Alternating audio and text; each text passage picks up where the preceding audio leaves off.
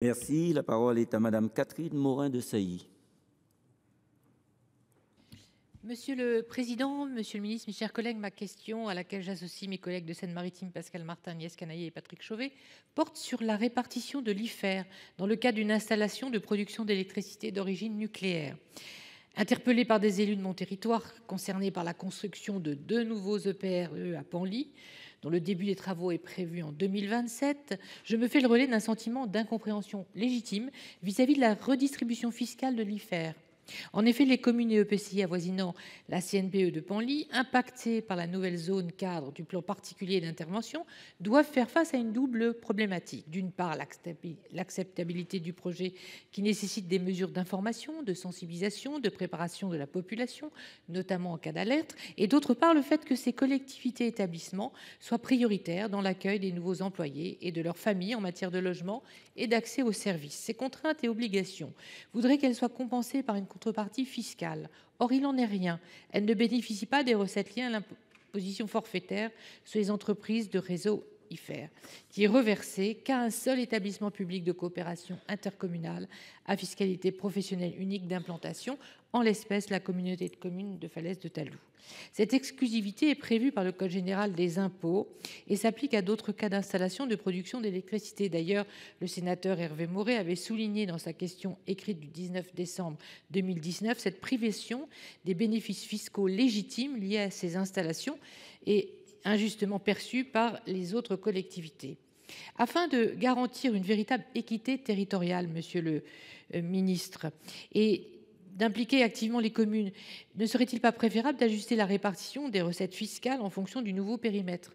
Le ministre de la Cohésion des territoires et des relations avec les collectivités territoriales avait répondu à mon collègue Hervé Maurey que les communes avoisinantes pouvaient demander une dotation au titre des FDPTP et qu'il n'était pas possible de revoir la répartition de l'IFER. Moi, je vous demande, monsieur le ministre, si quand même une modification de la répartition du LIFER ne serait pas utile d'être à l'étude au regard du nouveau périmètre de la CNPE de Penly. Je ne doute pas d'ailleurs qu'il s'agisse d'un cas isolé. Je vous remercie pour votre réponse. Monsieur le ministre. Oui, Monsieur le Président, Madame la sénatrice Morin-Desailly, vous nous appelez l'attention du gouvernement sur la répartition effectivement du produit de l'IFER, un sujet d'ailleurs, reconnaissons-le, assez ancien, mécanismes qui sont posés depuis un certain temps, et notamment sur la centrale de Penly, située sur le territoire de la commune du Petit-Caux, rattachée à la communauté de communes de Falaise du Talou. Cette centrale doit en effet connaître la construction de 2 réacteurs supplémentaires à compter de 2027. Comme vous le savez, le produit est réparti en fonction du lieu d'implantation entre le bloc communal et le département. Le département au sens général du terme, au sein du bloc communal, la répartition varie en fonction du régime fiscal. Si c'est à fiscalité professionnelle unique, pour ce qui est de l'EPCI, le produit de la composante de l'IFER est réparti entre l'EPCI et le département. Et c'est vrai qu'on peut mobiliser au travers du fonds départemental, pour le connaître dans mon propre département, une part pour les communes qui ne seraient pas sièges de l'EPCI. Dans les autres cas, c'est-à-dire en l'absence d'EPCI, c'est répartition 50-50% entre la commune et là aussi le département. C'est une cohérence d'une part avec la logique de l'intégration fiscale et d'autre part avec la prise en compte des externalités des communes avoisinantes, considéré à l'échelle du département compétent en matière de cohésion territoriale. Et c'est dans cette part-là qu'il faut sans doute aller chercher les moyens ou la cohésion ou la cohérence et la compensation des communes qui ne seraient pas dans les EPCI. Et donc, dans ces conditions-là, la volonté du gouvernement n'est pas d'opérer une modification, j'entends bien votre demande, mais plutôt que peut-être vous regardiez et nous regardions territorialement comment on peut assurer une meilleure répartition pour des communes avoisinantes mais qui ne sont pas dans l'EPCI. En tout cas, voilà la réponse que je voulais vous apporter.